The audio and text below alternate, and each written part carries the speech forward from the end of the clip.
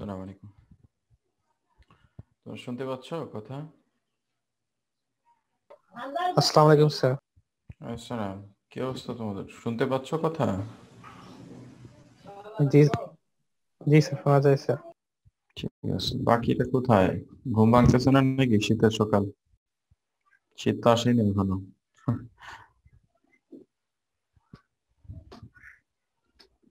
Sir গতকাল থেকে সেই শীত পড়ছে স্যার। তাই ঢাকায় অবশ্য একটু আমি ফিল করতেছি হালকা কুয়াশা, আচ্ছন্নতা বেড়ে গেছে। গতকাল থেকে স্যার সূর্যের আলো দেখি নাই বগুড়াতে স্যার। বগুড়াতে সূর্যের আলো দেখা যাচ্ছে না তাই? ঢাকায় অবশ্য আজকেও হালকা সূর্য উঠছে, অল্প আলো কম, কিছুটা কুয়াশায় আচ্ছন্ন, তো এই জন্য বোঝা যাচ্ছে না ক্লিয়ার। যাই হোক, এখন অ্যাটেন্ডেন্স কম হলে তো মুশকিল। মাত্র 18 জন, 5 মিনিট চলে গেছে অলরেডি। 18। সিয়াররা কেউ আসছে? আমরা কোথায় ছিলাম একটু কেউ একজন বলবো আমাকে? অনেকদিন হয়ে গেছে, লাস্ট ক্লাসটাও ঝামেলা হয়েছিল। আমরা কি শেষ করতে পেরেছিলাম ওই সার্কুলার লুমগুলো, আমরা মাল্টিফেস? মাল্টিফেস ওয়েবিংটা শুরু করেছিলাম, তখন হচ্ছে আসলে নেটওয়ার্ক ইস্যু শুরু হয়েছিল। আচ্ছা ঠিক আছে, চলো আমরা আবার যাই লেকচার 1।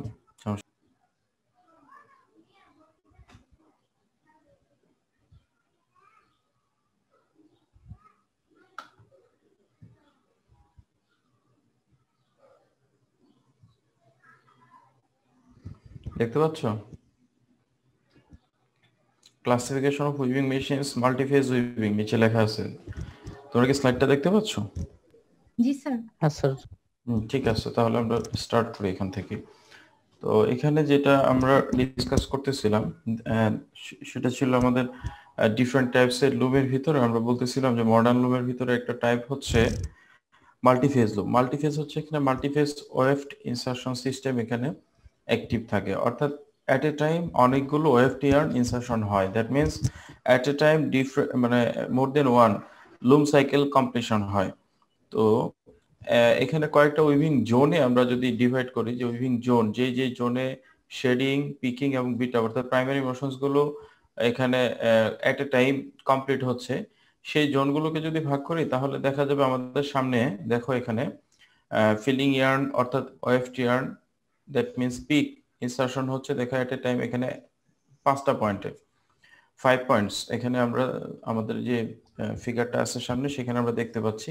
তো এখানে দেখো একটা ফিলিং ক্যারিয়ার আছে সবার রাইট সাইডে। আমি একটু অ্যানোটেশনটা নিয়ে নিই। ধরো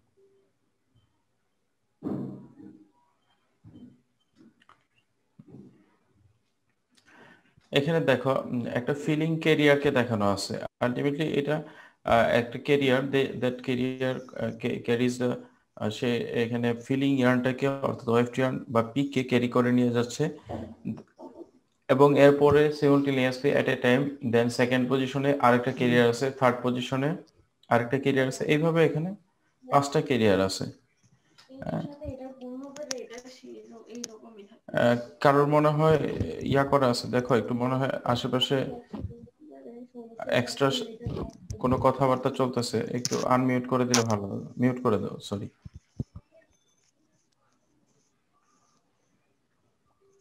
শুনতে পাচ্ছ আমার কথা?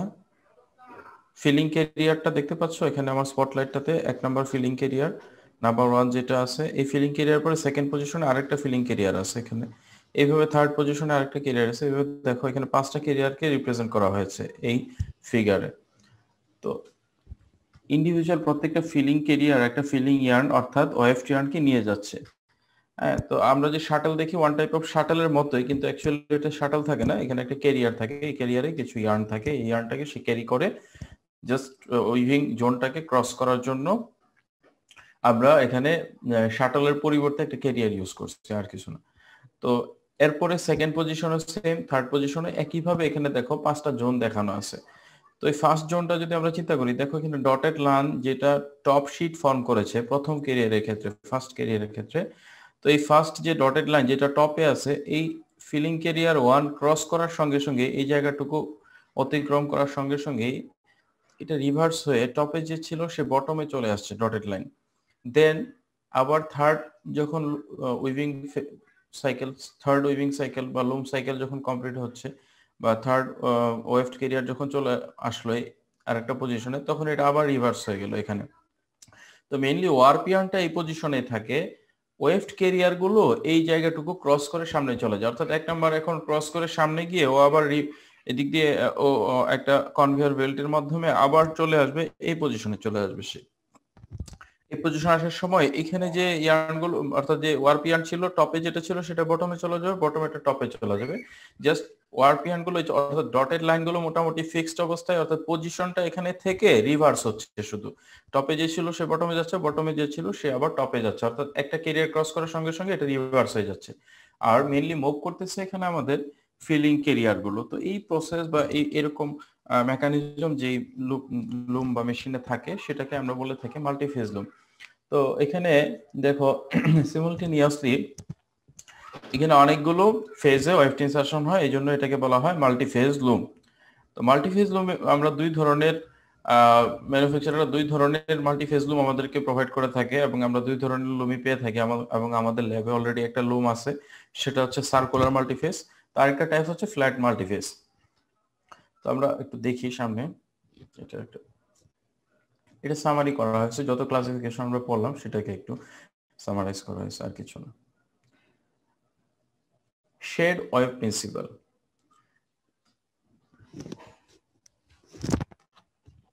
তোমরা কি এখানে প্রিন্সিপালটা দেখতে পাচ্ছ? শেড ওয়েভ প্রিন্সিপালটা এই যে লেফট সাইডে দেখো, এখানেও সেম জিনিসটাই দেখানো আছে। এর আগে যে আমরা দেখতেছিলাম যে ফিলিং কেরিয়ার গুলো রাইটের দিকে যাচ্ছিল লেফট থেকে, এখানে জাস্ট অপোজিট দেখানো হয়েছে, এখানে রাইট থেকে লেফটের দিকে যাচ্ছে। এবং এই পি যেটা দেখানো হচ্ছে এটা একটা ফিলিং কেরিয়ার, এবং নিচে যে লাইনের মতো দেখা যাচ্ছে একটা লাইন, এই লাইনগুলো হচ্ছে ফিলিং ইয়ার্ন অর্থাৎ ওএফটি ইয়ার্ন অথবা পিক। দেন ছোট ছোট দেখো এখানে দাগের মতো দেখা যাচ্ছে, এগুলোকে রিডের ব্লেড বলা হচ্ছে। Read blades, this read blades R responsible for beta, অর্থাৎ এই রিড ব্লেড গুলো মেইনলি বিটাপের জন্য রেসপন্সিবল। অর্থাৎ একটা কেরিয়ার যখন এই এরিয়াটুকু ক্রস করবে, দেন এই ব্লেড গুলোর মাধ্যমে আমরা এখানে বিট-আপ করব। বিট-আপ মিন্স এই ফেল অফ দ্য ক্লথের, এখানে ক্লথ ফরমেশন হচ্ছে উপরের দিকে। অর্থাৎ আমরা যে চিন্তা করি এখানে ফেব্রিক ফরমেশন হয়ে গেছে, তো ওয়ারপিয়ান গুলোকে এখানে দেখানো হয় না, রিপ্রেজেন্ট করা হয় না, অনলি ওয়েফটিয়ানটাকে রিপ্রেজেন্ট করা হয়েছে। কিছু ওয়ারপিয়ান আছে ব্যাক সাইডে, কিছু ওয়ারপিয়ান আছে ফেস সাইডে। আমরা একটু ড্র করে দেখি, চেষ্টা করি এটাকে দেখানো যায় কিনা, একটু দেখি, চলো।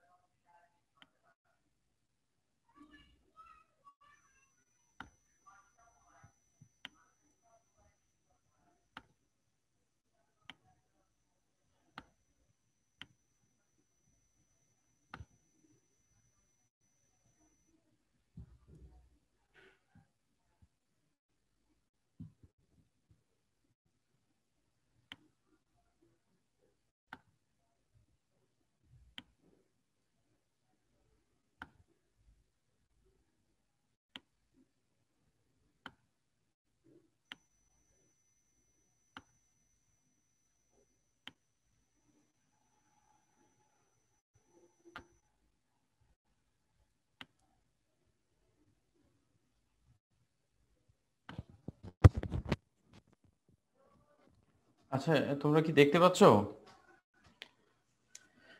হ্যালো। হ্যাঁ, এখানে একটা জিনিস একটু বোঝানোর জন্য একটু ড্র করলাম, সেটা হচ্ছে দেখো ওয়ারপিয়ান গুলোকে এখানে রিপ্রেজেন্ট করা হয় না। যদি ওয়ারপিয়ান গুলো আমরা চিন্তা করতাম এটা একটা উইভিং এর একটা লুম চিন্তা করতাম, তাহলে দেখো এখানে দুইটা ফেসকে দেখানো আছে, অর্থাৎ দুইটা জোনকে দেখানো আছে। তো ফার্স্ট জোনটা যেটা আছে, আমরা একটু স্পটলাইট নিয়ে নিই, ধরো। হ্যাঁ, ফার্স্ট জোন যেটা আছে এই ফার্স্ট জোনটা যদি চিন্তা করি, দেখো এখানে ব্লু কালারের ইয়ার্নগুলো এই শাটলের এই পাশ দিয়ে আছে। আমরা ইঞ্জিনিয়ারিং ড্রয়িং করেছিলাম, মনে আছে? ইঞ্জিনিয়ারিং ড্রয়িং এর ক্ষেত্রে যেটা সামনে থাকতো সেটাকে আমরা ভিজিবল দেখতাম, এই পাশে যেটা আছে। দেন যেটা অপোজিট সাইডে আছে, অর্থাৎ এই ক্যারিয়ারের পিছন দিয়ে যেটা ক্রস করছে সেটাকে কিন্তু ক্লিয়ারলি দেখা যেত না। এখানে রেড কালার ইয়ার্নটা এই পর্যন্ত আসছে, এরপর আর দেখা যাচ্ছে না, কারণ হলো এটা শাটলের ব্যাক সাইড দিয়ে গিয়েছে। অর্থাৎ এখানে দেখো রেড এবং ব্লু এই দুইটা কালার্ড ইয়ার্ন মিলে এখানে একটা শেড ফর্ম করেছে। এটা কি বুঝতে পারতেছো কিনা? অর্থাৎ কিছু ইয়ার্ন এই শাটলটার উপর দিয়ে ক্রস করছে, আর কিছু ইয়ার্ন শাটলের পিছন দিক দিয়ে গেছে এবং শাটলটা মাঝখান দিয়ে ক্রস করতেছে। অর্থাৎ দুইটা লেয়ারে কিছু দুইটা কালার ইয়ার্ন ডিভাইড হয়ে আছে, এর ভিতর দিয়ে শাটলটা ক্রস করতেছে। এটুকু বুঝতে পারছো কিনা? জি স্যার।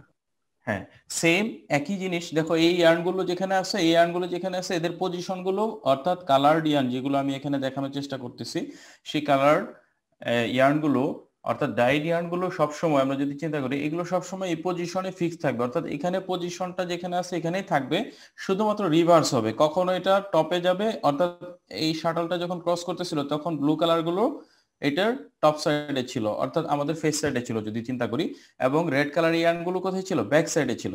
যখন এই ক্যারিয়ারটা এই এরিয়াটুকু ক্রস করে সামনে চলে যাবে, ফরওয়ার্ডে চলে যাবে,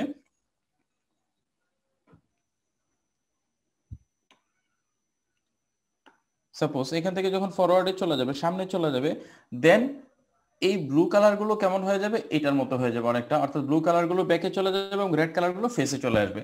তো যখন চলে আসলো একটা গ্যাপ ক্রিয়েট হবে, এই গ্যাপ ক্রিয়েট করার পরে পরে যে সেকেন্ড ক্রিয়েটটা ছিল ও চলে আসবে সামনে।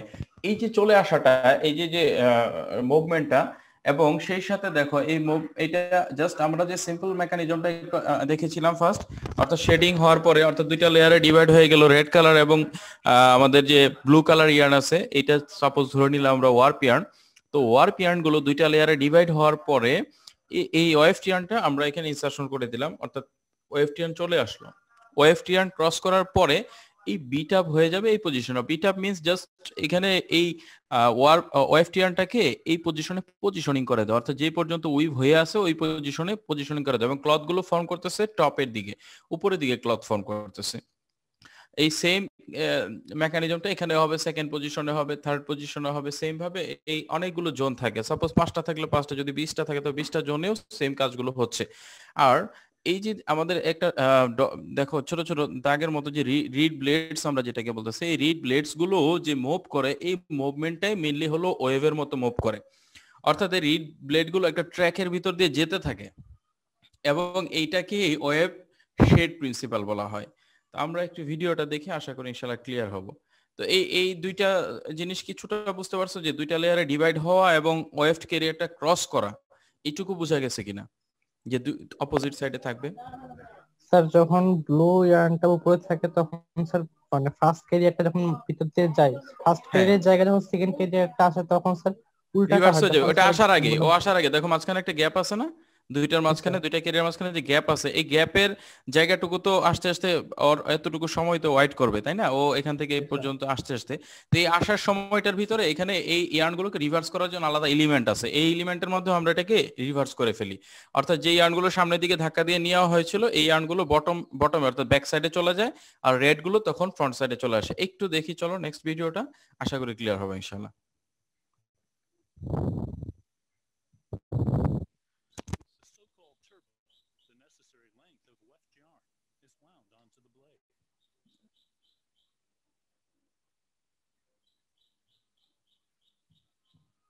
না, রিমুভ করে দে এটাকে।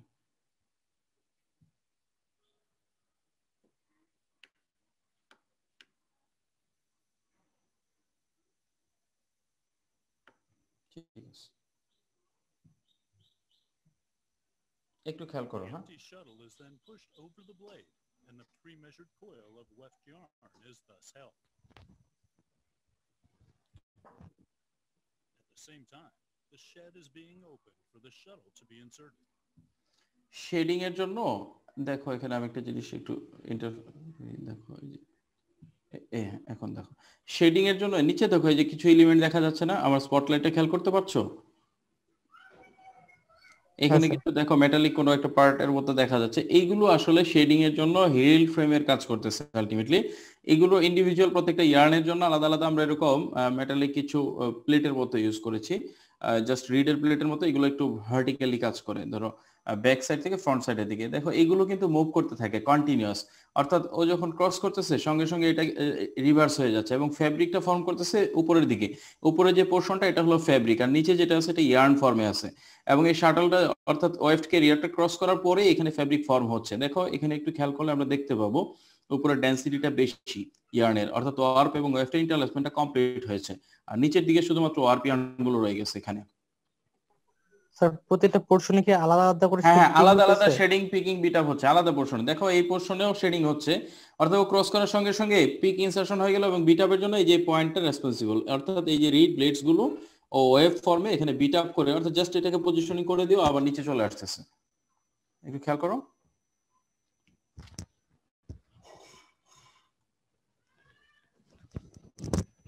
The insertion, the weft yarn is cut between the blade and the reed on the right-hand side.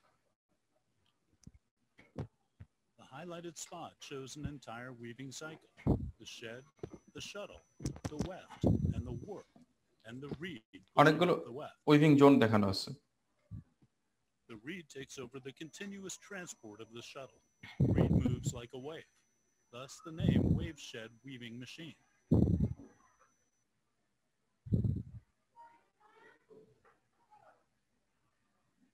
Through the wave-like motion of the reed, the weft is pushed against the cloth belt.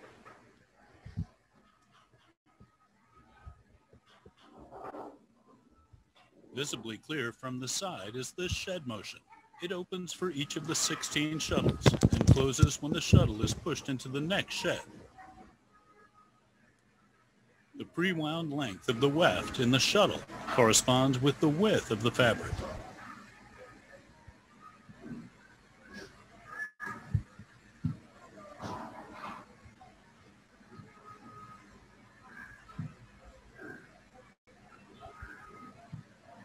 The pre-wound length of the weft in the shuttle corresponds with the width of the fabric. এখন কি বোঝা যাচ্ছে শেডিংটা? এখানে দেখতে পাচ্ছো যে side view আমরা দেখি, সাইড থেকে দেখি, দেখো এখানে দুইটা লেয়ারে ডিভাইড হয়ে আছে। এই যে এই পোর্শনটা যদি খেয়াল করি, ঠিক এগুলো দেখো প্রত্যেকটা জোনেই কিন্তু শেডিং হয়ে আছে। যদি আমরা এই সাইড থেকে খেয়াল করি, লেফট সাইড থেকে খেয়াল করি, অর্থাৎ যদি আমরা সাইড ভিউ দেখি, দেখো প্রত্যেকটা পয়েন্টেই কিন্তু শেডিং হয়ে আছে। এবং এই যেই পয়েন্টটা শেডিং হয়েছে এখানে গ্যাপ সৃষ্টি হয়েছে না, এই গ্যাপেই কিন্তু এখানে ঠিক গ্যাপটা কিন্তু এখানে মিনিমাইজ হয়ে যায় না, এই গ্যাপের মধ্যেই মেইনলি এই শাটলটা ক্রস করতেছে বা ওয়েফট ক্যারিয়ারটা ক্রস করতেছে। দেখো যতগুলো গ্যাপ আছে প্রত্যেকটা গ্যাপে একটা করে এখানে ওয়েফট ক্যারিয়ার অথবা শাটল আছে। এই প্রিন্সিপালটাকে আমরা বলতেছি মাল্টি ফেজ লুম অথবা মাল্টি ফেজ উইভিং প্রিন্সিপাল।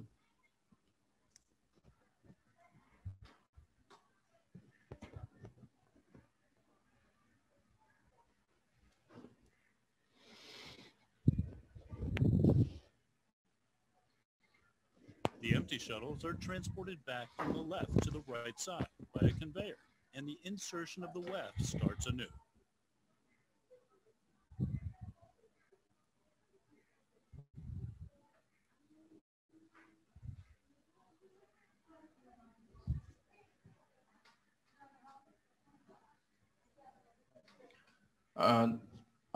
এটা ছিল একটা প্রিন্সিপাল। আর আরেকটা প্রিন্সিপাল হচ্ছে আমাদের, দেখো এখানে আমাদের ল্যাবে এই একটা কোয়েশ্চেন ছিল বলো বলো বলো স্যার, যে রিড ব্লেড যেটা দেখা যায় মানে ওয়েভের মতো দেখতে স্যার, ওইটা বেসিক্যালি আমি মানে বুঝতে পারি না মেইন কাজটা কি স্যার? জাস্ট ওইটাকে হ্যাঁ, ক্যারিয়ারটাকে জাস্ট নিয়ে যাওয়া আর কিছু না?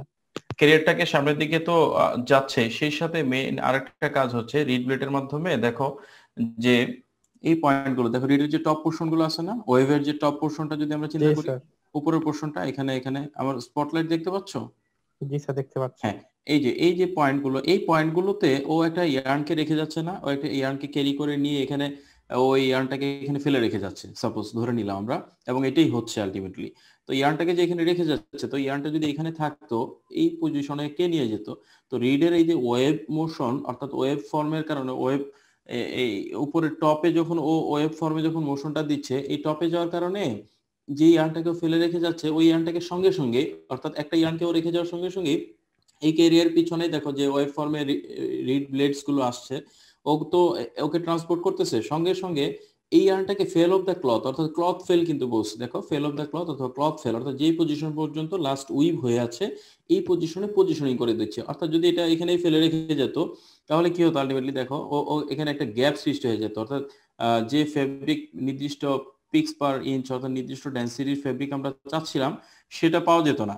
তো আলটিমেটলি এটা কেমন ভাবে এখানে এই ট্র্যাকটা কেমন ভাবে ডিজাইন করা হয়েছে যাতে এই ক্যারিয়ারটা চলে যাওয়ার সঙ্গে সঙ্গে এই ক্যারিয়ারটা যে ইয়ার্নটাকে রেখে যাচ্ছে সেই ইয়ার্নটাকে উপরে কাপড় যে পর্যন্ত হয়ে আছে লাস্ট উইভ হয়ে আছে সেই পজিশনে পজিশনিং করে দিচ্ছে, অর্থাৎ বিটাপের কাজটা কমপ্লিট করতেছে এখানে। এই জন্য আমরা বলতেছি এটাকে রিড ব্লেড। ক্লিয়ার?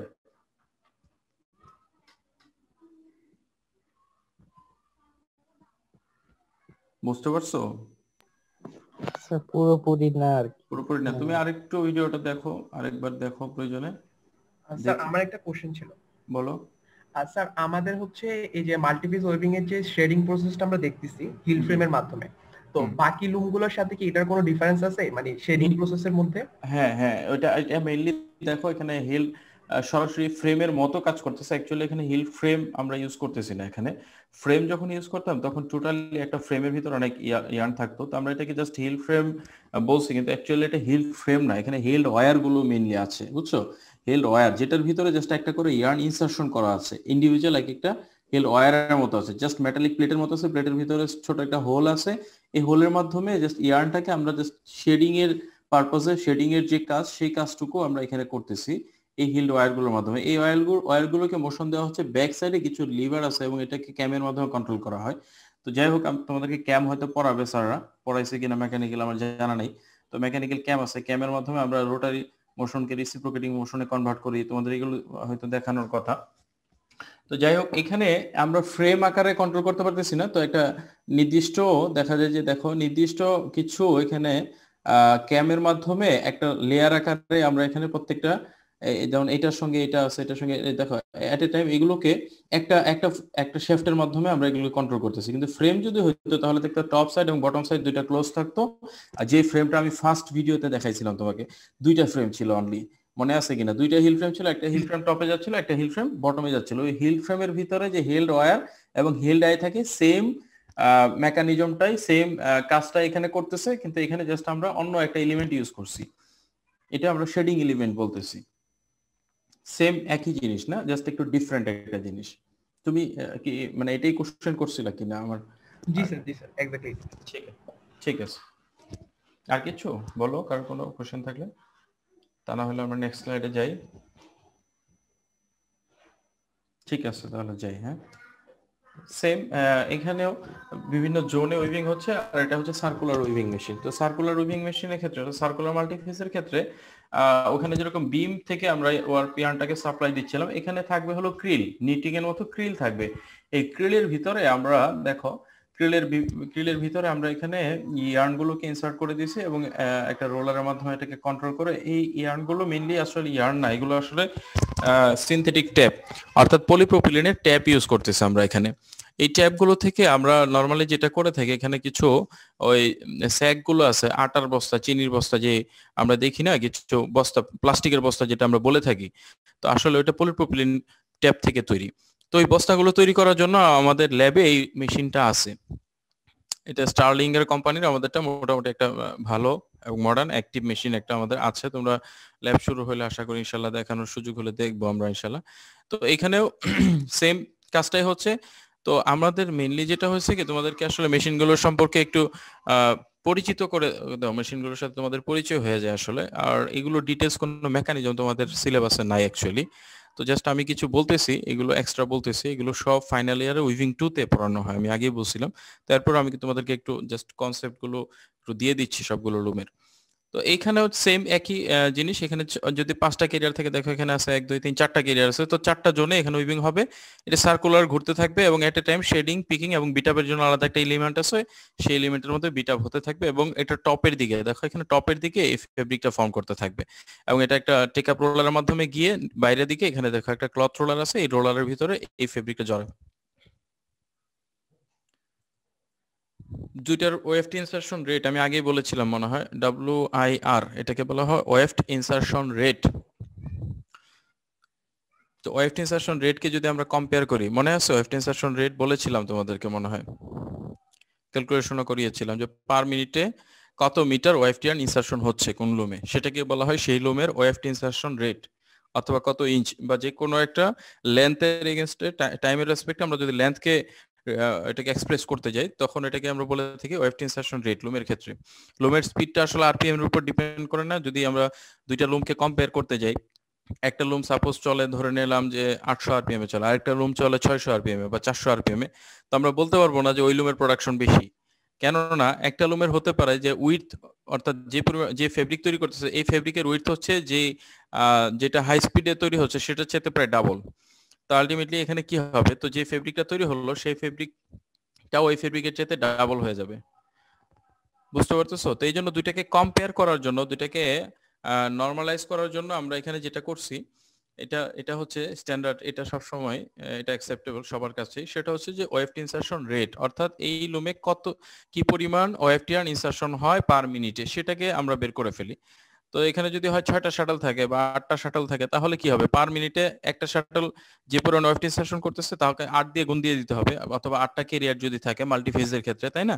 কিন্তু সিঙ্গেল ফেজে তো এট এ টাইম একটা ইয়ার্নি ইনসারশন হচ্ছে, তো সেই ক্ষেত্রে আরপিএম যদিও সিঙ্গেল ফেজের ক্ষেত্রে একটু বেশি হয়, তো ওভারঅল আমরা যখন কম্পেয়ার করবো তখন আমরা দেখতে পারবো ওয়েভড ইনসারশন রেট সেটা মাল্টি ফেজের ক্ষেত্রে অনেক সময় দেখা যায় প্রায় 5000 মিটারস পার মিনিট হয়, এবং যদি সিঙ্গেল ফেজের ক্ষেত্রে চিন্তা করি সেটা দেখা যায় এরকম হয় 2000 মিটারস পার মিনিট।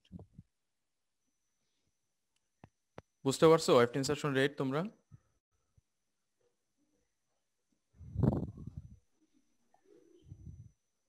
কোনো রেসপন্স নাই কি?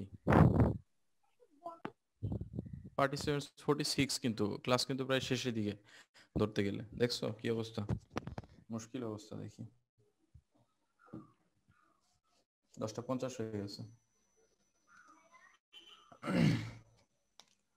আচ্ছা, আমরা কি তাহলে পরের লেকচারে চলে যাব, লেকচার 2 তে চলে যাব, নাকি কারো কোনো কোশ্চেন আছে বলো, তাহলে আমরা একটু ক্লিয়ার করে যাই তাহলে যদি থাকে প্লিজ। না স্যার, ওখানে বেসিকটা তো স্যার এটা যে এখানে আমরা একসাথে অনেকগুলো হ্যাঁ ওয়েভ হ্যাঁ, বেসিক ইনস্টলেশন এটাই হইতেছে, দেখে একটু এখানে স্যার মানে রেটটা বেশি জি। ওখানে বেসিক, স্পিড বেশি হইলেও স্যার এখানে রেট বেশি হওয়ার কারণ হচ্ছে হ্যাঁ একসাথে অনেকগুলো আর কি। Yes, you are right. বুঝতে পারছো কিনা? সাপোজ এখানে আমি ধরে নিলাম যে সিঙ্গেল ফেজের ক্ষেত্রে 1 মিনিটে যে ওয়েভ টার্ন ইনসারশন হয় সেটার লেন্থ ধরে নিলাম যে 1 meter. Suppose 1 meter weave turn insertion হয় পার মিনিটে, ধরে নিলাম এটা 800 আরপিএম এ চলতেছে, তো 800 মিটার পার মিনিটে, তো 800 মিটার পার মিনিট এই লুমের প্রোডাকশন, যদি একটা হাই স্পিড লুম হয়, মডার্ন লুম হয়, এয়ারজেট লুম হয়। বুঝতে পারছো? যদি এটা মাল্টি ফেজ হয়ে থাকে, সাপোজ ধরে নিলাম এটা চলতেছে 400 আরপিএম এ চলতেছে, তো এখানে ধরে নিলাম 6টা শাটল বা 6টা ক্যারিয়ার আছে, তো 6টা ক্যারিয়ার হলে আলটিমেটলি কত হইতেছে, 6 মিটার ইয়ার্ন ইনসারশন হইতেছে পার মিনিট পার সাইকেলে। একটা সাইকেল কমপ্লিট হওয়ার সঙ্গে সঙ্গে 6 মিটার ইনসারশন হয়ে গেল। তো আমরা যদি এখন চিন্তা করি যেটা 400 আরপিএম এ চলতেছে, 400-2400 মিটার পার মিনিট হয়ে গেল।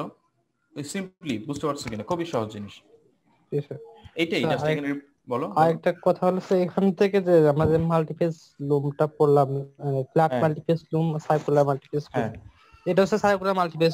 এগুলো থেকে স্যার মানে দুই ধরনের থেকে বেসিক্যালি আমাদের কোশ্চেন গুলো কেমন ধরনের হয়, মানে আমার এখান থেকে কি হয় পড়বো যদি একটু বলে। কোশ্চেন মানে আমরা কোশ্চেন এই যে দেখো, কোশ্চেন আমি আগে ফার্স্ট ক্লাসে কোশ্চেন বলছিলাম তোমাদের, এই দেখো কোশ্চেন এইগুলো, এর বাইরে কিছু নাই। লার্নিং আউটকামস মনে আছে?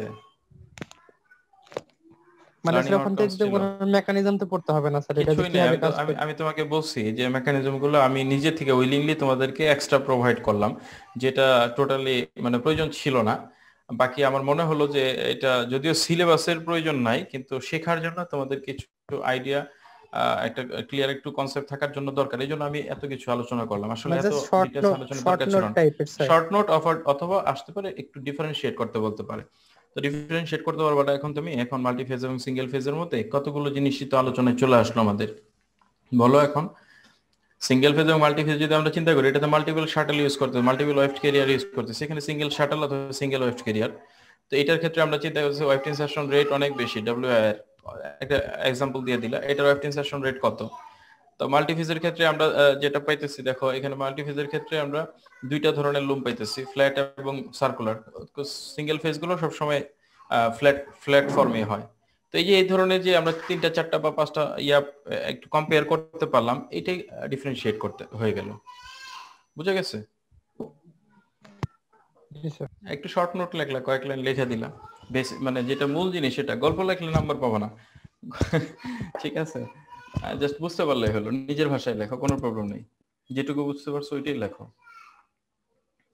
তো মানে এটার জন্য জান প্রাণ দিয়ে মুখস্থ করতে হবে এরকমও না, আসলে একটু বুঝতে পারলে হবে আশা করি ইনশাআল্লাহ।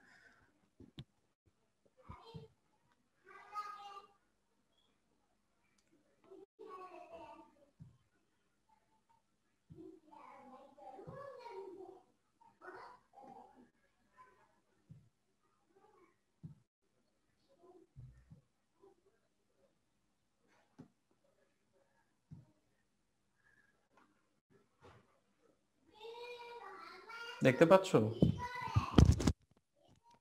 Motions in weaving? হ্যাঁ স্যার। আচ্ছা, আমাদের সেকেন্ড লেকচার যেটা সেটা হলো মোশনস ইন উইভিং। তো এই মোশনস গুলো আমরা অলরেডি সবগুলো মোশনস নিয়ে মোটামুটি কম বেশি ডিসকাশন হয়ে গেছে। তো আমরা খুব দ্রুত স্কিপ করতে পারবো এই লেকচারটা। দেখো এখানে আমরা যে লার্নিং আউটকামস গুলো পাবো, এখান থেকে যা শিখতে পারবো মানে সেটার ভিতরে আসবে হলো describe different types of motions in weaving. Weaving এ যে সমস্ত মোশনস গুলো আমরা যেগুলো ইনভলভ আছে সেগুলো ব্যাপারে আমরা একটু ডিটেইলস শেখার চেষ্টা করব। এর ভিতরে আছে তো প্রাইমারি, সেকেন্ডারি এবং টারশিয়ারি মোশন। সেটার ভিতরে অনেক সময় সিটিতে এই কোশ্চেনটা আসে প্রায়। আমি একবার ফাইনালেও দিয়েছিলাম, তোমরা প্রিভিয়াস ইয়ার যদি ফাইনালের কোশ্চেন দেখো সেখানে দেখবে এরকম ছিল। তো is it possible to produce oven fabric, খুব সহজেই কোশ্চেনটা করা হয়েছিল যে উইদাউট প্রাইমারি অথবা সেকেন্ডারি অথবা টারশিয়ারি মোশনস, অর্থাৎ প্রাইমারি মোশন ছাড়া কি উইভিং পসিবল কিনা অথবা ওভেন ফেব্রিক তৈরি করা পসিবল কিনা। অনেক সময় আসে সেকেন্ডারি মোশনস গুলো ছাড়া অথবা টারশিয়ারি মোশনস ছাড়া ওভেন ফেব্রিক তৈরি করা পসিবল কিনা। যদি হয়ে থাকে তাহলে হয় কেন। জাস্ট এখানে ইয়েস অর নো লিখে বা 2-3টা লাইন দিয়ে দিলে এনাফ। যে লজিক্যাল রিজনটা যেটা আছে, মেইন রিজনটা যেটা, সেটা এখানে তুমি রিপ্রেজেন্ট করলেই হয়ে যাবে, আর কিছু না। একটু লিখে দিন, বলো। ইউজুয়ালি মনে হয় আমরা মডার্ন লুমেই পাচ্ছি। কোথায় বলো? টারশিয়ারি মোশন যেটা স্যার, মানে স্টপ ওয়ার্ক স্টপ।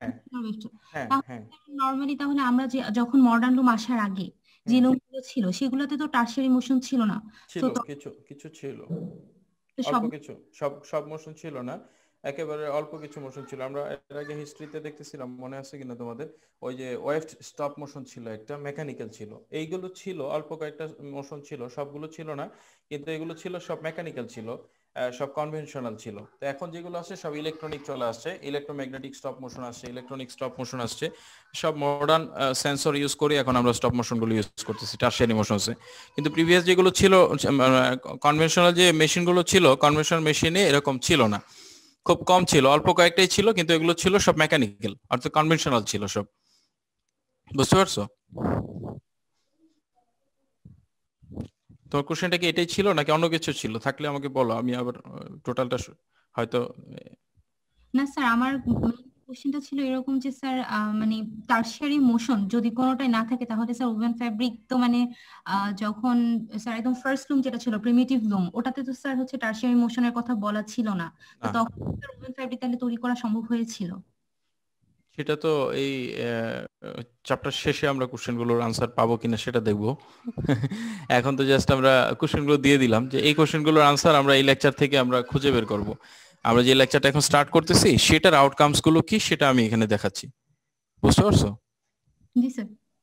আমরা এখনো পড়াশোনা করি নাই যে কোনটা দিয়ে পসিবল কোনটা দিয়ে পসিবল না, বা আসলে প্রিমিটিভ লোম বা আমাদের যে কি বলে ওই যে থ্রো শাটল লোম ছিল সেগুলোতে কি ছিল বা কি ছিল না, বা এখন কি আছে কি নাই, বা কোনটা দিয়ে পসিবল প্রাইমারি উইদাউট প্রাইমারি এটা পসিবল কিনা, বা উইদাউট টারশিয়ারি পসিবল কিনা, সেগুলো কিন্তু আমরা এই চ্যাপ্টার শেষে শিখবো ইনশাআল্লাহ।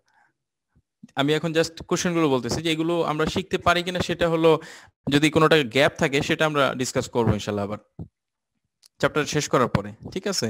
তো এই চ্যাপ্টারের পরে যে আউটকামস গুলো আমরা আসবে আমাদের এই লেকচারে, যে লার্নিং আউটকামস, সেটা আমরা ডিসকাস করতেছিলাম যে এই চ্যাপ্টারের শেষে কি আসবে, আমাদের কি শিখতে পারবো।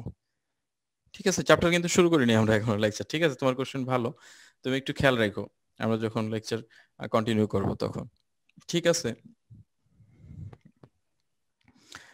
তো সেম জিনিসই ডিফারেন্স গুলো লেট অফ এবং টেক আপের মধ্যে অথবা ওয়েভ স্টপ মোশন এবং টেম্পল মোশন এগুলোর মধ্যে কোনো ডিফারেন্স আছে কিনা সেগুলো, এবং শর্ট নোটের ভিতরে লুম সাইকেল কি জিনিস, হোয়াট ইজ লুম সাইকেল এরকম আসতে পারে। তো টাইম ক্যালকুলেশনস আছে, লুম সাইকেলের একটা টাইমিং ডায়াগ্রাম আর কি মেইনলি। তো টাইমিং ডায়াগ্রামের বিভিন্ন মোশনের জন্য আমরা টাইম ক্যালকুলেশন করব, শেডিং এর জন্য কত সময় লাগতেছে, পিকিং এর জন্য কত সময়, বিটআপের জন্য কত সময়, এই টাইমগুলোকে আমরা বের করব একটা লুম সাইকেল থেকে, একটা লুমের স্পিড থেকে আমরা কিভাবে বের করতে পারি সেটাও শিখবো ইনশাআল্লাহ।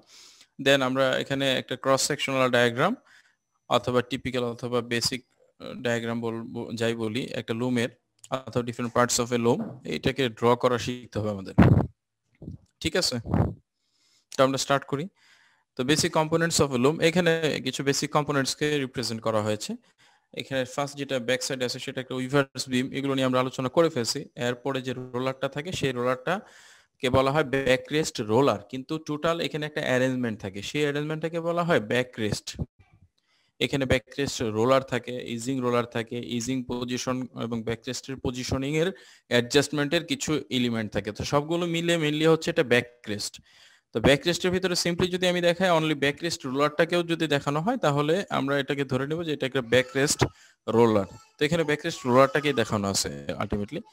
তো আর এখানে ড্রপ ওয়্যার বা ড্রপারটাকে ওইভাবে দেখানো হয়নি। এই পজিশনে যেখানে শেডিং স্টার্ট হইতেছে, একটু স্পটলাইট নিয়ে নিলাম,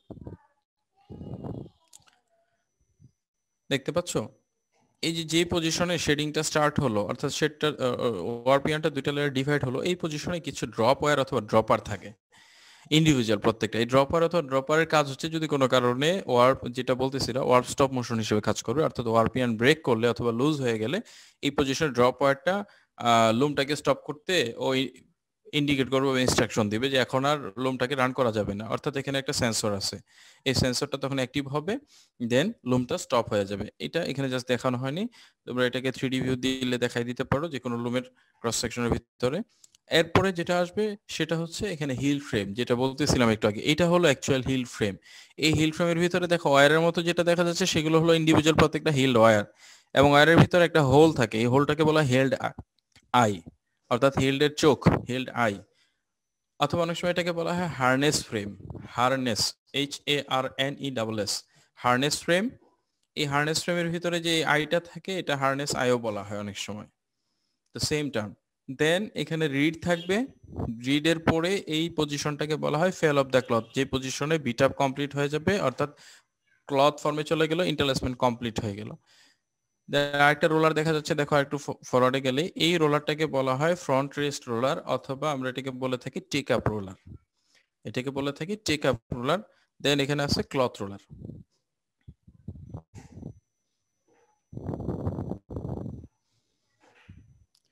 এটা যেটা বলতেছিল যে কনভেনশনাল লুম, একটা শাটার লুমকে দেখানো আছে, সেম জিনিসই এখানে আছে।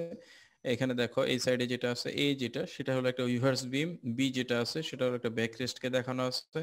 এরপর দুইটা হিল ফ্রেমকে দেখানো আছে, হিল ফ্রেমের যে ইন্ডিভিজুয়াল প্রত্যেকটা ওয়্যার এগুলোকে বলতেছে আমরা হেল্ড ওয়্যার, এবং যে আইলেট গুলো আছে এগুলোকে বলা হয় হেল্ড আই। এবং হেল্ড আই ক্রস করে দেখো এখানে শাটলটা যখন চলে যাচ্ছে, শাটল চলে যাওয়ার পরে পিছনে জি যেটা, এটা হলো একটা রিডের মাধ্যমে বিট আপ করে এই ফেল অফ দ্য ক্লথ ফেলের পজিশনিং করে দেওয়া হচ্ছে। এরপরে এইচ হচ্ছে আমাদের ওভেন ক্লথ, অর্থাৎ ওভেন ফেব্রিক, এবং এফটা আলটিমেটলি একটা ক্লথ রোলার দেখানো আছে, এটা টেক আপ রোলারের কাজও করতেছে একসঙ্গে। তো মডার্ন লুমের ক্ষেত্রে এখানে টেক আপ রোলার থাকবে, দেন আরেকটা থাকবে ক্লথ রোলার।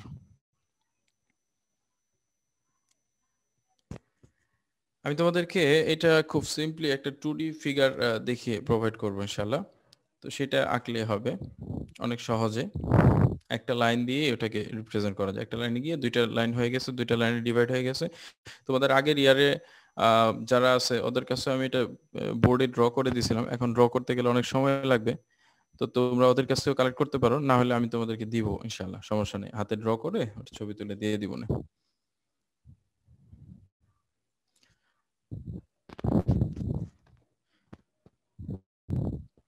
তো আমরা যদি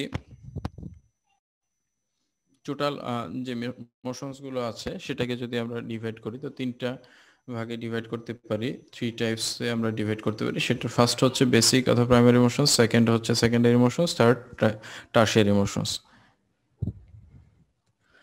প্রাইমারি বা বেসিক মোশনসকে 3টা ভাগে ভাগ করেছি এবং এটা আমরা আগে ডিসকাস করে ফেলেছি। শেডিং, পিকিং এবং বিট-আপ, এই 3টা হচ্ছে প্রাইমারি মোশনস। তো উইদাউট প্রাইমারি মোশনস অর্থাৎ শেডিং হওয়া এবং পিকিং এবং বিট-আপ ছাড়া oven fabric is not possible, কখনোই সম্ভব না। কারণ শেডিং যদি না হয়, অর্থাৎ 2টা লেয়ারে যদি ডিভাইড করতে না পারি ওয়ার্প ইয়ার্নকে, দেন আমরা এখানে পিক ইনসারশন করতে পারবো না। অর্থাৎ ওভেন ফেব্রিকের যে মূল প্রিন্সিপাল, যে কারণে আসলে উইভ যে শব্দটা আসছে, বুনন যেটা আসছে, এই বুননটা কমপ্লিট হবে না, অর্থাৎ উইভ হবে না। ফর দিস রিজন, এই কারণেই আমরা ওভেন ফেব্রিক বলবো না। যদি অন্য কোনো টেকনিকে ফেব্রিকটা তৈরি করা হয় তখন সেই টেকনিক অনুসারে সেই ফেব্রিকের নামকরণ হবে। যদি ইন্টারলুপিং এর মাধ্যমে হয় তখন আমরা বলে থাকবো নিট ফেব্রিক্স। যদি এখানে নন ওভেন ফেব্রিক হয়, এখানে হতে পারে মেল্ট ব্লোন হতে পারে, অথবা দেখা যায় মেকানিক্যাল বন্ড তৈরি করতে পারি, আনটেঙ্গেলমেন্ট হতে পারে, অথবা নিডল পাঞ্চের মাধ্যমে হতে পারে, বিভিন্ন ভাবে হতে পারে, অথবা ব্রেডিং হতে পারে। মানে তখন ওই টেকনিকের উপর ডিপেন্ড করে আমরা ফেব্রিককে নামকরণ করব। কিন্তু যদি শেডিং অর্থাৎ 2টা লেয়ারের ডিভাইডেশন, দেন পিক ইনসারশন এবং বিট-আপ, এই 3টা মোশন যদি না থাকে, এই 3টা অর্থাৎ এই টেকনিকটা যদি ইমপ্লিমেন্ট করা না হয় ফেব্রিক তৈরির ক্ষেত্রে, তখন আর আমরা এটাকে ওভেন ফেব্রিক বলতে পারবো না। তখন অন্য কিছু হবে, যে টেকনিক ব্যবহার করে ফেব্রিকটা তৈরি করবো সেই টেকনিক অনুসারে ওই ফেব্রিকের নাম হবে। বুঝতে পারতেছো কথা? তো আলটিমেটলি কি হলো, শেডিং, উইদাউট শেডিং, পিকিং এবং bit-up, that means without primary motions, is it possible to produce oven fabric? এটার আনসার কি হবে বলো? ঠিক আছে, খুব সিম্পলি। এখন তুমি বাকিটা নিজের ভাষায় লেখো, কেন বলছিল না। শেডিং এর ব্যাপারে আর কি বলবো, শেডিং তো অলরেডি আমরা ডিসকাস করে ফেলছি। Dividing the warp yarns into 2 layers, অথবা 2টা গ্রুপে আমরা ডিভাইড করব, that is called shedding. Shedding এর জন্য আমরা নরমালি যেটা ইউজ করে থাকি, হিল্ড ফ্রেম ইউজ করে থাকি। এখানে রেড কালার এবং গ্রিন কালার 2টা ইয়ার্নকে দেখানো আছে। দেখো এখানে হিল্ড আইগুলো এবং হিল্ড আয়ের যে মুভমেন্টের ডিরেকশনটা দেখানো আছে জাস্ট অ্যারো চিহ্ন দিয়ে। পিকিং এর ব্যাপারে তো কথা হয়ে গেছে, আমরা পিকিং নিয়ে অনেক কথা বললাম এর আগের লেকচারে, তাই না? যে পিকিং এর জন্য যখন আমরা শাটল ইউজ করবো, তো ওই লোমগুলোকে কি বলবো? অর্থাৎ পিক ইনসারশনের জন্য, that means weft career carry করার জন্য যখন শাটল ইউজ করা হয়, তখন শাটল যেই লোমে থাকে সেটাকে কি লোম বলবো আমরা? যদি বেসিস অফ ওয়েফট ইনসারশনে যদি আমরা ওটাকে নামকরণ করে থাকি, শাটল যে লোমে থাকে, শাটল লোম, সহজে বলো। এগুলো তো আলোচনা করলাম এতক্ষণ। হ্যাঁ, আর যখন প্রজেক্টাইল থাকবে, দেখো এখানে প্রজেক্টাইল আছে, 2টা প্রজেক্টাইলকে দেখানো আছে নিচে। তো 2টা প্রজেক্টাইল আছে এখানে। প্রজেক্টাইল যে লোমে থাকবে সেটা প্রজেক্টাইল লোম। যখন এয়ারের মাধ্যমে বা এয়ার অর্থাৎ কম্প্রেসড এয়ার ইউজ করবে এখানে, তো কম্প্রেসড এয়ারের মাধ্যমে jet of compressed air use করে যে ওয়েফট ইনসারশন হবে সেটাকে আমরা বলবো এয়ার জেট লোম। দেন সেম ভাবে আমরা যদি চিন্তা করি যে ওয়াটার ইউজ করবে যে লোমে, সেটাকে বলবো ওয়াটার জেট লোম। আর যখন রেপিয়ার থাকবে সেটাকে আমরা বলবো রেপিয়ার লোম।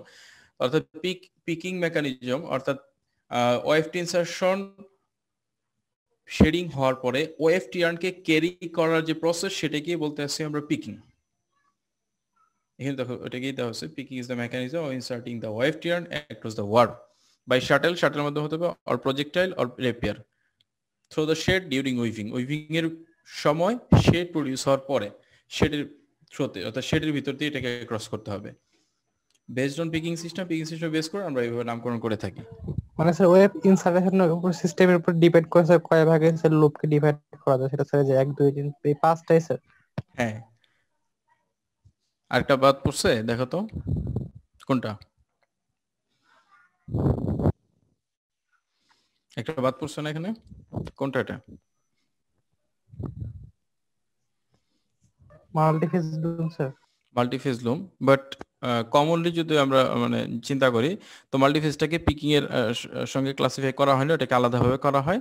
কারণ হচ্ছে সিঙ্গেল ফেজ এবং মাল্টিফেজ এটা উইভিং মেশিনের উপর ডিপেন্ড করে যে আমরা ক্লাসিফাই করলাম না, যে দুইটা টাইপে ভাগ করছে, একটা হলো সিঙ্গেল ফেজ লুম, একটা হলো মাল্টিফেজ লুম। তো ওই হিসেবে যদিও ওটাও ওয়েফট ইনসারশন সিস্টেমটা একটু ডিফারেন্ট, কারণ ওটার ক্যারিয়ারটাও ডিফারেন্ট এবং মাল্টিপল ক্যারিয়ার থাকে, কিন্তু আমরা এখানে ইনক্লুড করি না সাধারণত। ওইটাকে একটু যখন আমরা মেশিনের উপর ডিপেন্ড করে ডিভাইড করি, তখন ওটাকে 2টা ভাগে ভাগ করে ফেলি। একটা সিঙ্গেল ফেজ, এতক্ষণ যা আলোচনা করলাম, shuttle, projectile, air jet, water jet, rapier, এই সবগুলো হচ্ছে সিঙ্গেল ফেজ লুম।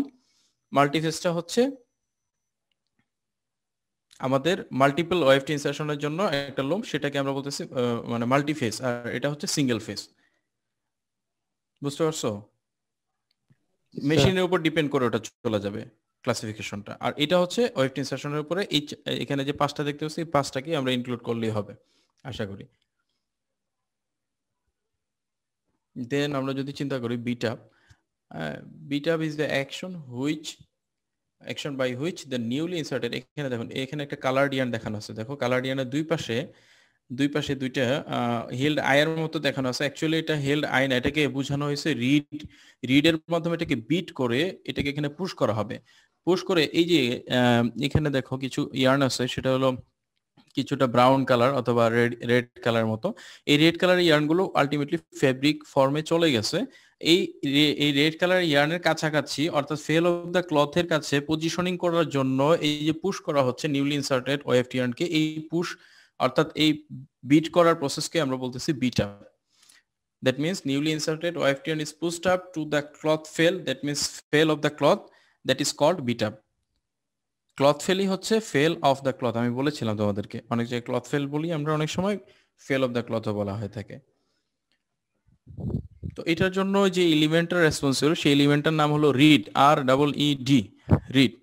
এই রিডটা দুইটা টাইপের হয়ে থাকে, আমরা দেখেছিলাম এর আগে, মনে আছে কিনা? এয়ারজেট এর ক্ষেত্রে আমরা প্রোফাইল রিড ইউজ করে থাকি, আর অন্যান্য যে ওয়েবড ইনসারশন টাইপ আছে সেগুলোর ক্ষেত্রে আমাদের ফ্ল্যাট রিড গুলো আমরা ইউজ করে থাকি। এবং রিডের যে মোশন, এই মোশনটা দুইটা ভাবে হয়ে থাকে, একটা হলো ক্র্যাঙ্ক বিটআপ আর একটা হলো মডার্ন বিটআপ। এই মডার্ন বিটআপটা হচ্ছে ক্যাম বিটআপ। তো আমরা একটু পরেই যখন বিটআপের চ্যাপ্টারে যাব তখন এই দুইটার ডিটেইলস পড়বো। ক্র্যাঙ্ক বিটআপ মেকানিজম কিভাবে কাজ করতেছে, অর্থাৎ রিড যে সামনের দিকে যাচ্ছে এটা কিভাবে যাচ্ছে, নিশ্চয়ই কোনো না কোনো মোশন এখানে সমস্যা হচ্ছে কারণ কোনো না কোনো মোশন এখানে আমরা ইমপ্লিমেন্ট করতেছি, কিভাবে মোশনটাকে আমরা ট্রান্সফার করতেছি, অর্থাৎ মোটর থেকে যে মোটর পুলি হয়ে যে আসতেছে এই পর্যন্ত মোশনটা কোনো লিভার হয়ে অথবা ক্যাম হয়ে, সেটা আমরা ডিসকাস করব সামনে। ডিটেইলস মেকানিজমটা আছে সেটা হলো ক্র্যাঙ্ক বিটআপ মেকানিজম, আর একটা আছে আমাদের ক্যাম বিটআপ মেকানিজম। ক্র্যাঙ্ক এবং ক্যামের মাধ্যমে আমরা বিটআপটা করে থাকি। নরমালি সিঙ্গেল ফেজের ক্ষেত্রে সিঙ্গেল বিটআপই হয়ে থাকে, স্পেশাল একটা লুম আছে সেটার ক্ষেত্রে শুধু ডাবল বিটআপ হয়ে থাকে। স্যার লুমের যে ফিগারটা স্যার ওখানে তো স্যার মানে রিডটা আমরা দেখলাম না স্যার, রিডটা কোথায় থাকে? দেখো লুমের ফিগারটা এরকম দিতে পারবা, এরকম দিলেও হয়ে যাবে। এই যে স্লে অ্যারেঞ্জমেন্টটা দেখাইতেছি, দেখতে পাচ্ছ এখানে এরকম একটা ফিগার রাখলেও লুমের ক্রস সেকশন হয়ে যাবে। এটা 2D একটা ফিগার। এখানে রিডটাও দেখানো আছে, দেখতে পাচ্ছ? শুধুমাত্র ড্রপ ওয়্যারটা এখানে মিস করা হয়েছে, এখানে জাস্ট একটা দাগ দিয়ে দিলেই ড্রপ ওয়্যার হয়ে যাবে সহজে। এই তোমার ওয়ার্ক বিমের পরে ব্যাকলিস্ট রোলারটা আছে, আমি দাঁড়াও তোমাদেরকে একটু দেখাচ্ছি।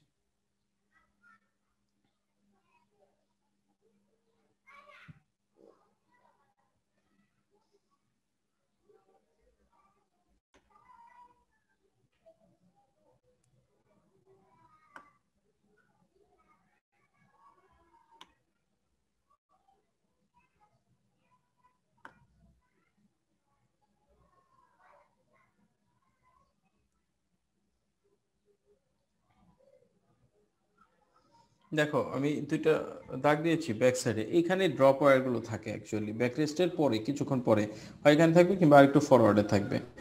তো এই যে রেড কালারের যে মার্ক করলাম এটা হচ্ছে ড্রপ ওয়্যার অথবা ড্রপার, DROPPER ড্রপার, অথবা DROP drop, WIRE drop wire. তো ড্রপ ওয়্যার অথবা ড্রপার ক্রস করার পরে শেডিং হয়ে গেল। শেডিং হওয়ার পরে দেখো এখানে দুইটা হার্নেস অর্থাৎ দুইটা হিল ফ্রেমকে দেখানো আছে। হিল ফ্রেমের ভিতরে যে ওয়্যারগুলো এগুলো হেল্ড ওয়্যার, এবং এই যে ভিতরে যে আইলেট আছে এটাকে বলা হয় হেল্ড আই অথবা আইলেট, এখানে জাস্ট বলা হয়েছে। দেন এখানে শেড ফর্ম করে ফেলছে, এবং পিক ইনসারশনের যে পয়েন্টটা এই পয়েন্টটাকে শাটল দেখানো আছে। এই শাটলের পিছনে দেখো এখানে রিড আছে, রিড জাস্ট একটা দাগ দিয়ে দিচ্ছে, এটা রিডের কাজ করে। সাইড থেকে দেখলে রিডকে একটা দাগের মতোই মনে হবে, কারণ সাইড ভিউটাই আমরা দেখতেছি 2D যদি দেখি। এরপরে শাটলের সামনে দেখো এখানে চলে গেছে, সামনে যদি আমরা ফরওয়ার্ডে চলে যাই এখানে একটা ফ্রন্ট রেস্ট রোলার, এটার আরেকটা নাম হচ্ছে টেক আপ রোলার, এটাকে আমরা বলে থাকি নরমালি টেক আপ রোলার। তো টেক আপ রোলার হয়ে যদি আমরা নিচে চলে যাই তাহলে একটা ক্লথ রোলারে গিয়ে এই কাপড়গুলো জাস্ট উইভ হওয়ার পরে এই রোলারটাকে আমরা ইউজ করতেছি, এই রোলারে ক্লথটা জড়াচ্ছে, এটাকে পরে একটা নির্দিষ্ট লেন্থ হওয়ার পরে কেটে দেওয়া হয়, কেটে কেটে নিয়ে যাওয়া হয় ইন্সপেকশন সেকশনে, ফ্যাব্রিক ইন্সপেকশনে। এটা যদি আমরা ওই তোমার ক্রস সেকশনাল ভিউ অথবা বেসিক কম্পোনেন্টস এর মধ্যে দিয়ে দিই তাহলে এটা চলবে, সমস্যা নেই। শুধুমাত্র ওয়ার্ক বিমটার সাইজটা একটু অর্থাৎ ডাইমেনশনটা ডায়ামিটারটা একটু বড় করে দিও, আর ক্লথ রোলারটা যা আছে এইভাবেই থাকবে, এটাই হয়ে যাবে, সমস্যা নেই, সহজ হবে এটা আর কি 2D। তো স্লে অ্যারেঞ্জমেন্টটা বলতেছিলাম কেন, দেখো স্লে অ্যারেঞ্জমেন্টটুকু হচ্ছে এই শাটলটা যে অ্যারেঞ্জমেন্টের উপরে আছে সেটাই হচ্ছে স্লে অ্যারেঞ্জমেন্ট। এই স্লে অ্যারেঞ্জমেন্টের উপরে যে রিডটা থাকবে, স্লে অ্যারেঞ্জমেন্টের সঙ্গে এটা অ্যাটাচ থাকবে, এবং এই স্লে অ্যারেঞ্জমেন্টটা দেখো নিচের দিকে একটু পোরশন এক্সট্রা আছে না, এইটা একটা শ্যাফটের মধ্যে লাগানো আছে নিচে, এই যে লাস্ট পয়েন্টে যেখানে আমার এখন স্পটলাইটটা আছে, দেখতে পাচ্ছো?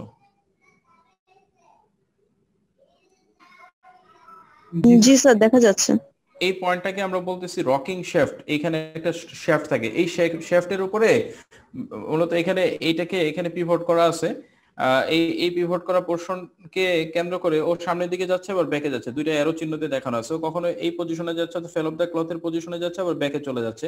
অর্থাৎ এই ওর মোশনটার কারণে এই যে নিচে একটা শ্যাফটের মতো দেখা যাচ্ছে রকিং শ্যাফটের সাথে যে অ্যাটাচ করা, এই শ্যাফটের নাম হচ্ছে স্লে সোর্ড অর্থাৎ স্লের তলোয়ার। এই স্লে তলোয়ারের মাধ্যমে এই রিড আছে, এই রিডকে আমরা মোশন দিয়ে থাকি, এই রিডটা সামনের দিকে যায়, বিট আপ করে আবার ব্যাকে এই পজিশনে চলে আসে, এখন যেখানে আছে সেখানে আবার সামনে যাবে, বিট করে আবার ব্যাকে চলে আসবে। অর্থাৎ একটা লুম সাইকেল ও একবার সামনে গিয়ে বিট করে আবার ব্যাকে চলে আসবে। এর আগে আমরা দেখেছিলাম এটা কয়েকবারই, মনে আছে? অর্থাৎ রিড যে সামনে যাচ্ছে পিক ইনসারশনের পরেই শেডিং হয়ে গেল, পিক ইনসারশনের রিড গিয়ে বিট আপ করে আবার রিড আবার ব্যাকে চলে আসতেছে, সেই মোশনটা আসতেছে মূলত এখান থেকে, স্লে অ্যারেঞ্জমেন্ট থেকে। বুঝা গেছে কিছু?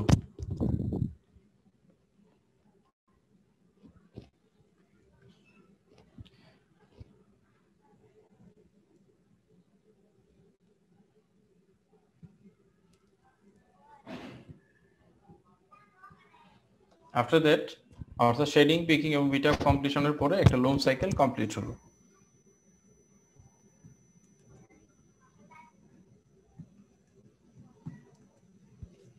আচ্ছা, প্রাইমারি মোশনস গুলো আমরা একটু দেখি, এটা আগেও দেখেছি মনে হয়, সেম জিনিসটাই দেখো।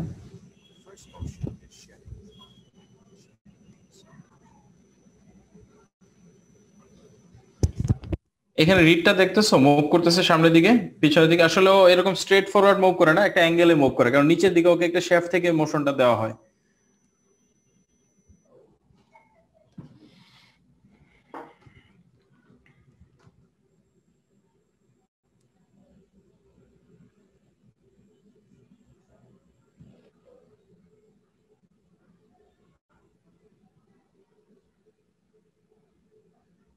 এখানে দেখো কিছু ড্রপ ওয়্যার আছে, এই যে ড্রপার বারটা দেখতে পাচ্ছ, দুইটা ড্রপার বার দেখানো আছে, এখানে আরো থাকে 6টা পর্যন্ত থাকে।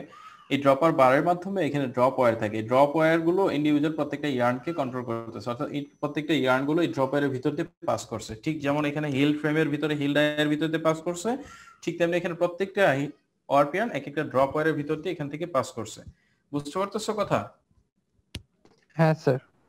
জি, এরপরে দেখো এখানে ডিভাইড হওয়ার পরে এই যে রিড আমরা দেখতে পাচ্ছি, রিডটা মুভ করতেছে সামনে গিয়ে বিট আপ করে আবার ব্যাকে চলে আসছে, রিডের মোশনটা আসতেছে অ্যাকচুয়ালি নিচে যদি একটা শ্যাফট থেকে, অর্থাৎ যদি আমি চিন্তা করি যে এখানে একটা শ্যাফটের ভিতরে শ্যাফটটা নিচে এখানে আটকে দিলাম, এখানে ফিক্স একেবারে টোটালি পার্মানেন্ট ফিক্স না, এখানে জাস্ট পিভটের মতো করে দিলাম, ওইটাকে কেন্দ্র করে সামনের দিকে যেতে পারে আর পিছনে আসতে পারে, তাহলে কি রিডের মোশনটা একটা অ্যাঙ্গেল হয়ে যাবে না, অ্যাঙ্গুলার হবে না, টোটালি যে স্ট্রেট আমরা দেখতেছি এইরকম হবে না, কিছু অ্যাঙ্গুলার মুভমেন্ট হবে এখানে, অর্থাৎ ও গিয়ে রিডের শেষ প্রান্ত দিয়ে এখানে বিট করে আবার সোজা হয়ে এখানে চলে আসবে, এইভাবে কন্টিনিউয়াস। আমরা পরেরটাতে দেখলে বুঝতে পারবো অ্যাকচুয়াল ইয়াটা আছে আমাদের এখানে।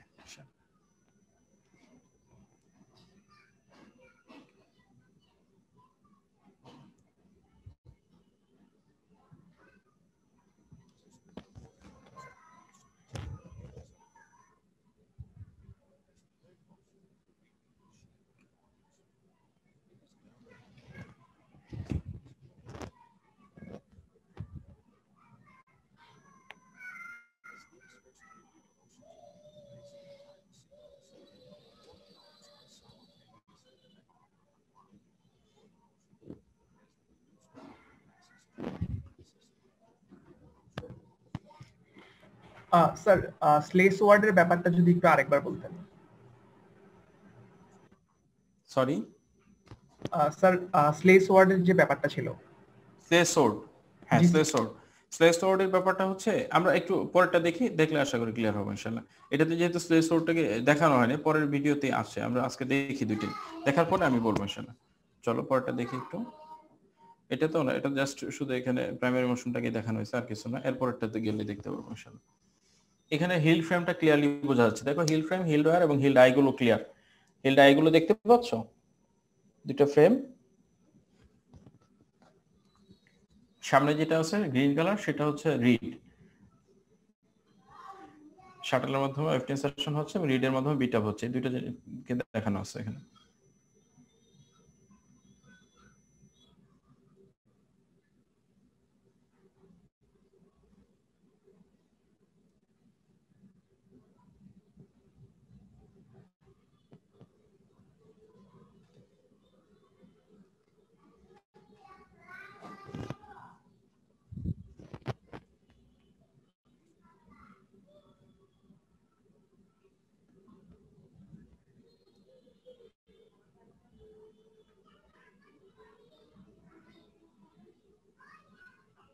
সরি ওই ভিডিওটা এটাতে ইনক্লুড, আচ্ছা এর আগে একটা ভিডিও দেখাইছিলাম তোমাদেরকে, সবগুলো মোশন ছিল একসঙ্গে, শাটল ছিল, রেপিয়ার ছিল, সেটা কি দেখছিলা তোমরা?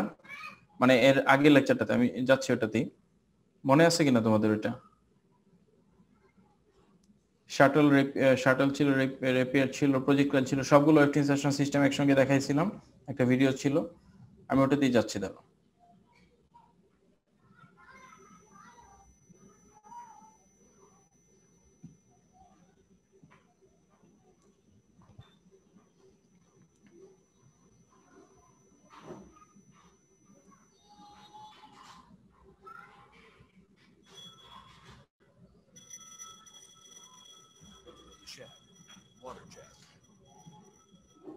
আচ্ছা এখানে দেখো একটা রিড আছে, এই রিডটা যে মুভ করতেছে এটা কি দেখতে পাচ্ছ তোমরা?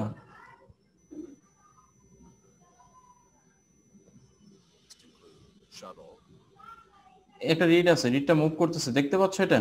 এখানে যে একটা রিড আছে হোয়াইট কালারের যে লাইনের মতো মনে হচ্ছে, গ্রিন কালারের সামনে, এটার মোশনটা একটু খেয়াল করো তো, দেখো।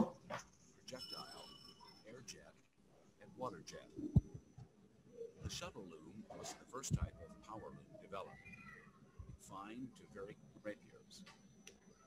The single ridge can be woven from pick to pick without readjustment. দেখো এখন মোশনটা জাস্ট এখন একটু খেয়াল করো, এই যে হোয়াইট কালারের যেটা ফ্রেমের মতো দেখা যাচ্ছে স্টিলের, সেটাই হচ্ছে রিড।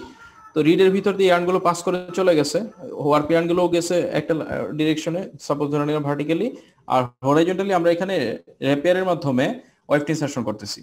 তো আমরা যদি দেখি, দেখো রিডটার যে মোশন, রিডের নিচের থেকে যদি আমরা চিন্তা, এটা একটা শ্যাফটের সাথে লাগানো আছে নিচের দিকে একেবারে স্ট্রেট, এটা যদি আমরা গ্রাউন্ডের দিকে চিন্তা করি, একেবারে আমাদের যেখানে যেই ভিউয়ে দেখতেছি সেই ভিউয়ে যদি নিচের দিকে চিন্তা করি, এই ফ্রেমটা একটা হাতের উপর বা একটা শ্যাফটের উপর বসানো আছে, শ্যাফটের নিচের প্রান্তটা এক জায়গায় পিভট করা আছে, এক জায়গায় পিভট করা, ওই জায়গায় মোটামুটি ফিক্স, ও নড়তে পারবে না ওই জায়গা থেকে, কিন্তু ওই পয়েন্টে থেকে সামনে পিছনে যেতে পারবে, অর্থাৎ সামনে উপরের পোর্শনটাকে ও সামনে নিতে পারবে আর পিছনে নিতে পারবে। তো এখন দেখো এটার মোশনটা কিভাবে যাচ্ছে, সেইভাবে মূলত কাজ করতেছে। দেখো এই যে দেখো, There are four types of rapier systems: single rigid, double flexible, and double telescoping rapiers. The single rigid rapier uses a solid rod material that carries the অ্যাডজেক্টটা একটু ক্লিয়ার হবে। loom. To transfer the flexible, giving 800 insert the filling, thereby uses yarn supply. Projectile must be presented with the yarn, which it grips just before it is propelled across the warp shed. A projectile is presented to the picking. দেখো এটা রিডটা খেয়াল করো, এই রিডের মোশনটাই same, এটাই আমরা বোঝানোর চেষ্টা করতেছিলাম।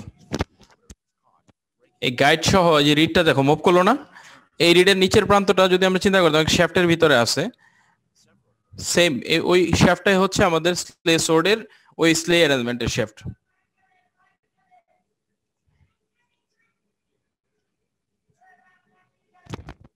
আমি একটু ড্র করলে এটা ক্লিয়ার হয়ে যাবে আশা করি ইনশাআল্লাহ।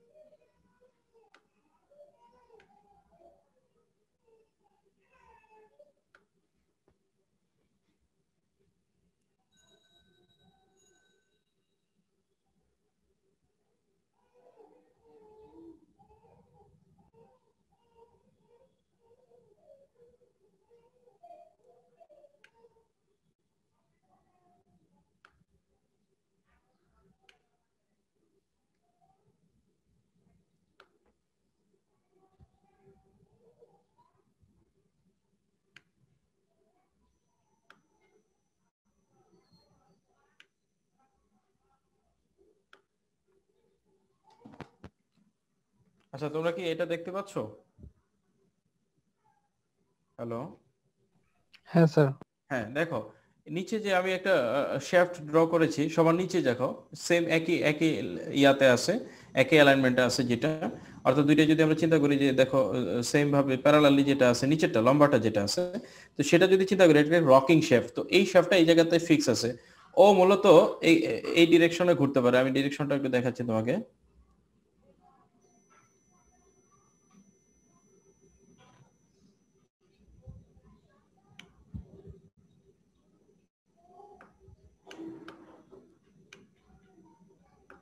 বুঝতে পারতেছো? ওই ডিরেকশনে একটু গিয়ে কিছুটা গিয়ে আবার রিভার্স হবে, অর্থাৎ এই ডিরেকশনে আবার চলে আসবে।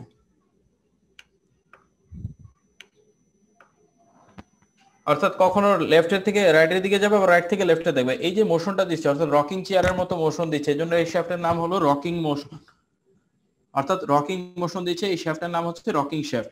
তো এটা যখন এইভাবে মোশন দিবে তো এর সঙ্গে যদি এটা কানেক্টেড থাকে এই পয়েন্টে এবং এই পয়েন্টে, তাহলে কি ঘটনা ঘটবে? এই দুইটা পয়েন্টে যদি আটকানো থাকে, সাপোজ এই পয়েন্টে এবং এই পয়েন্টে আরেকটা শ্যাফট, দুইটা শ্যাফট এখানে আটকানো, এটা হলো স্লে সোর্ড, এটা আরেকটা স্লে সোর্ড, দুইটা স্লে সোর্ডের মাধ্যমে এই রিডটা আমার কানেক্টেড আছে। তো যখন এই এই শ্যাফট এর মাধ্যমে আমরা এই রকিং মোশনটা দিব তখন এটার কি ঘটনা ঘটবে এটা বুঝতে পারতেছো কিনা বলো? অর্থাৎ ও সামনের দিকে যাবে আবার ব্যাকে চলে যাবে, সামনের দিকে যাবে, সামনের দিকে যাবার সময় একটু কিছু অ্যাঙ্গেল হয়ে যাবে না, একটা অ্যাঙ্গেলে যাবে না, এটুকু বুঝতে পারছো কিনা? একটা অ্যাঙ্গেলে গিয়ে বিট করে আবার ব্যাকে চলে আসবে, অর্থাৎ এটার যে টপ পোরশন গুলো আছে, অর্থাৎ যখন যদি ও ফরওয়ার্ডে যেত একেবারে স্ট্রেট লাইনে যেত তাহলে কিন্তু এই যে সেন্টার পজিশনে গিয়ে বিট আপ করার কথা ছিল, কিন্তু আলটিমেটলি বিট আপ হচ্ছে কোন পয়েন্টে? দেখো বিট আপ হচ্ছে দেখো এই যে এই পয়েন্টে, যদি আমরা চিন্তা করি এই যে এই শেষ এই পয়েন্টটাতে গিয়ে বিট আপ হবে, এই পয়েন্টগুলো, অর্থাৎ উপরের পোরশনটা দিয়ে বিট আপ হবে। ক্লিয়ার? জি স্যার, মানে অ্যাঙ্গেল হয়ে নেমে যাওয়ার কারণে আমরা একটু এখন দেখি, দেখো এখন একটু যদি আমরা একটু দেখি আশা করি এটা ক্লিয়ার হবে। দেখো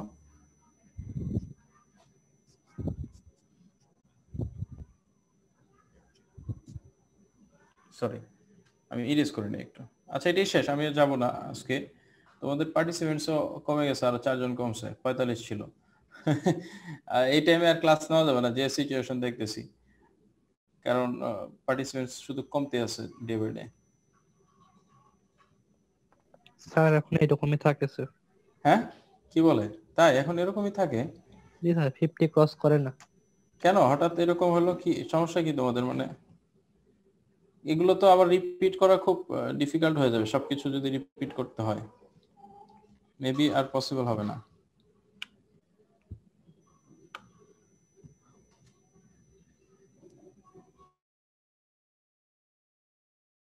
এয়ারজেটের কথা বলি, দেখো এখানে একটু খেয়াল করো, এয়ারজেট না এটা তো তোমরা দেখতে পারবে, এই প্রজেক্টের ক্ষেত্রে সেম। তোমরা একটু রিডের মোশনটা খেয়াল করো প্লিজ।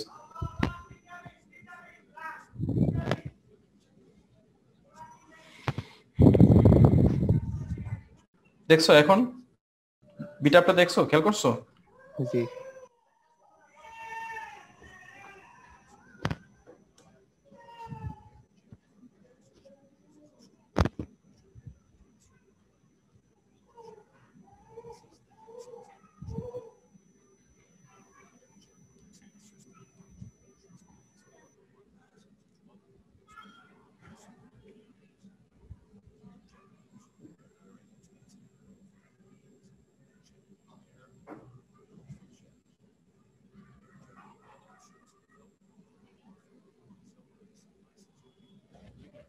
বুঝতে পারছো তো বিষয়টা?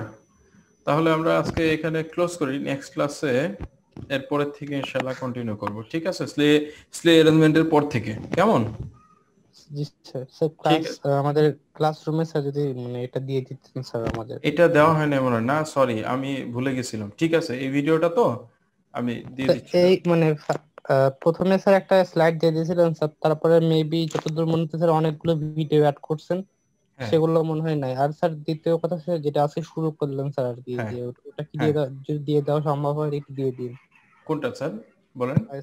মানে মোশন স্যার, যে মানে different kind of motion. Lecture 2 এর লেকচার 2 যেটা, হ্যাঁ হ্যাঁ লেকচার 2, ওকে ওকে আমি শেয়ার করে দিচ্ছি, এখনই দিচ্ছি লেকচার 2টা ক্লাসরুমে দিয়ে দিচ্ছি, ঠিক আছে ইনশাআল্লাহ। ঠিক আছে তাহলে, হ্যাঁ থ্যাংক ইউ।